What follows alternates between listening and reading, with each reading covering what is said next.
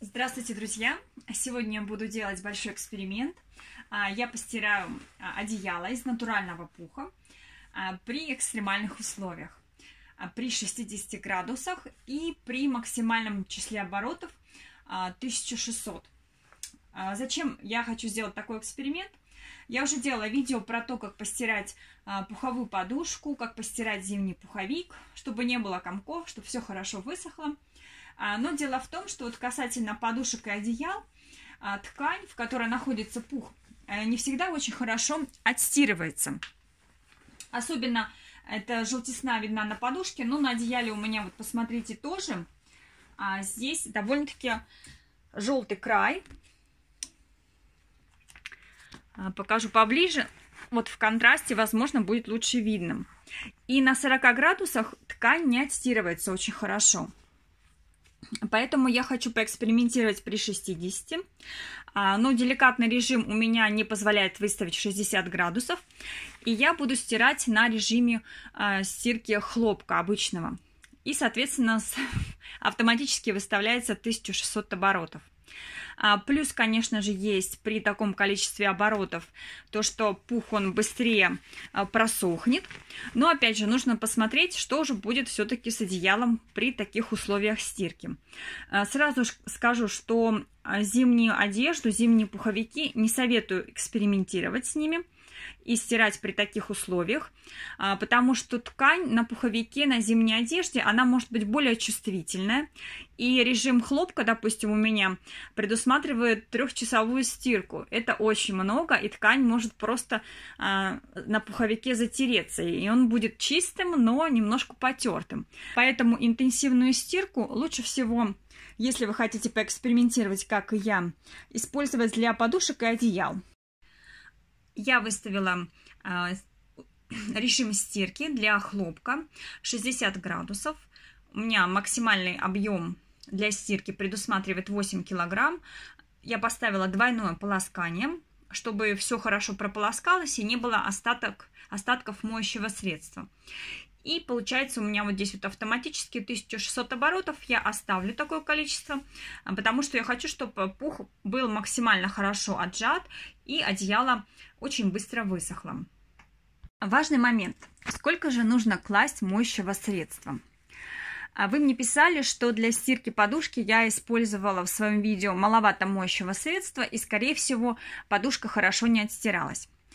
Обращу ваше внимание, что зрительно, конечно же, вот посмотрите, даже с одеялом, кажется, что оно такое большое, заполняет весь барабан, еще нужно постараться его засунуть в машинку. Но дело в том, что вес пуха в этом одеяле всего 200 кг. И если учитывать еще вес ткани, ну, допустим, еще 800 грамм, максимум вес одеяла будет 2 килограмма. Именно из расчета веса нужно брать и количество моющего средства. И на любом вашем жидком моющем средстве вы найдете табличку, где будет указано, сколько нужно брать миллилитров в зависимости от веса, а также жесткости воды и степени загрязнения. Согласно моему моющему средству, я взяла всего 40 миллилитров, то есть у меня полный такой флакончик, и этого должно быть достаточно, даже с учетом того, что у меня довольно-таки жесткая вода и средние загрязнения. Причем я использую всегда жидкое моющее средство для пуховых вещей. Его легче выполоскать, нежели порошок. Теперь заправляем одеяло в машинку. Я заранее вылью на одеяло жидкое моющее средство.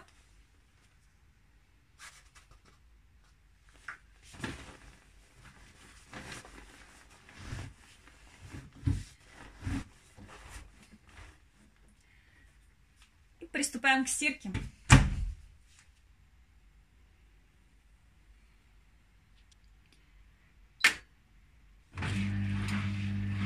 Если же вы считаете, что 40 мл для стирки одеяла маловато, можете положить и побольше. Главное, чтобы ваше моющее средство не давало слишком много пены при стирке.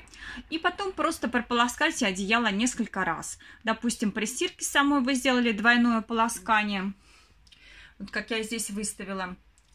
И также можете еще разочек, третий раз прополоскать одеяло. И тогда у вас моющее средство полностью выполоскается, и вы будете очень довольны результатом стирки. Машинка отстирала.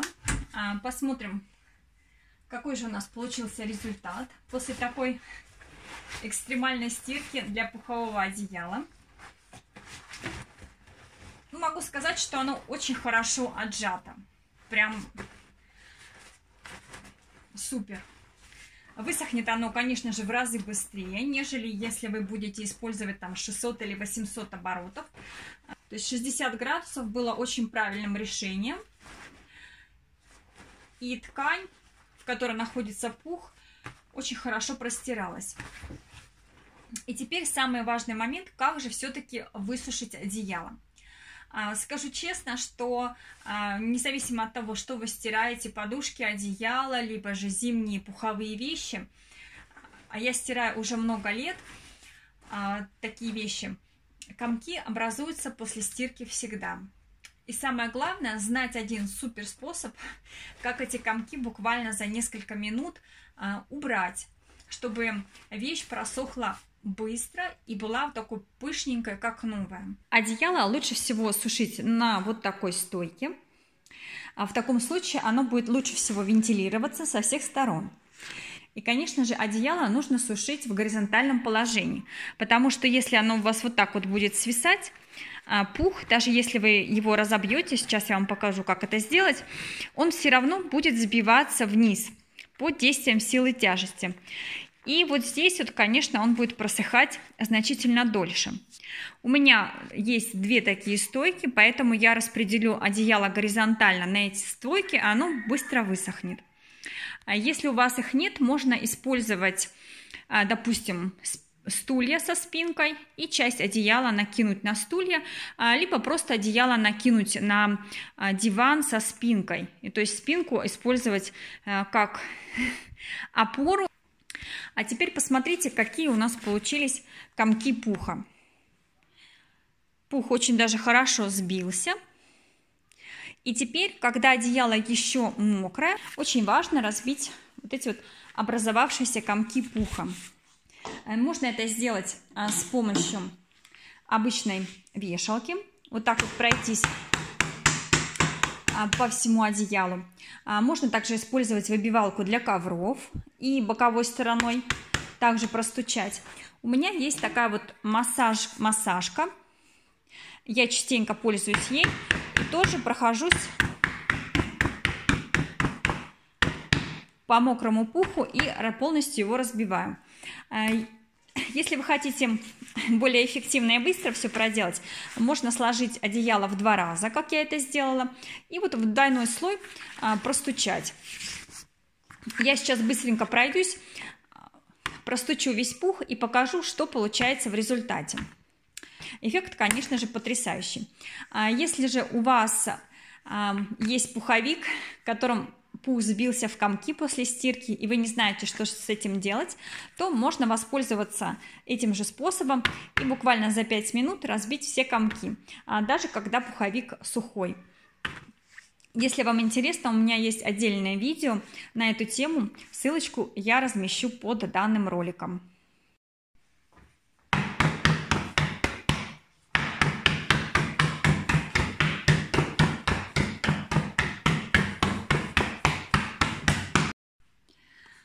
Я прошлась шлепалкой по одеялу и посмотрите, какой хороший результат.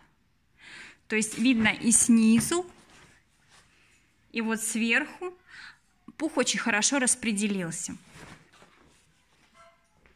Я распределила одеяло на 2 вот такие вот стойки для сушки белья. Оно у меня не свисает, пух не будет сбиваться. И, конечно, самое главное при сушке, сразу после стирки, первые 3-4 часа, активненько, периодически подходить и пробивать пух. Допустим, 1 час вы пробили, прошел еще часик, вы еще раз прошлись, побили, немножко встряхнули одеяло, перевернули его, чтобы оно хорошо вентилировалось.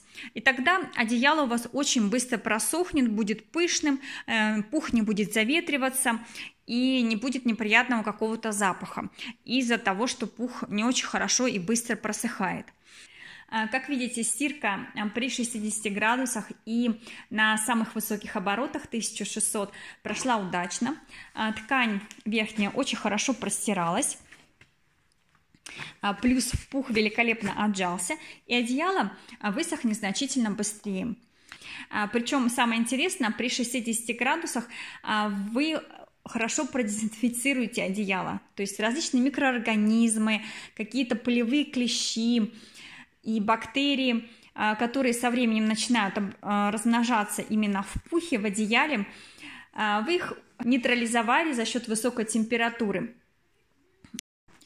Одеяло у меня полностью высохло, причем очень быстро, всего за 12 часов. Результат мне понравился, и теперь пуховые подушки и одеяла я буду стирать именно таким способом. 60 градусов и 1600 оборотов. Друзья, расскажите, а как вы стираете пуховые одеяла? Понравился ли вам мой способ стирки? А я с вами на этом прощаюсь, и до новых встреч!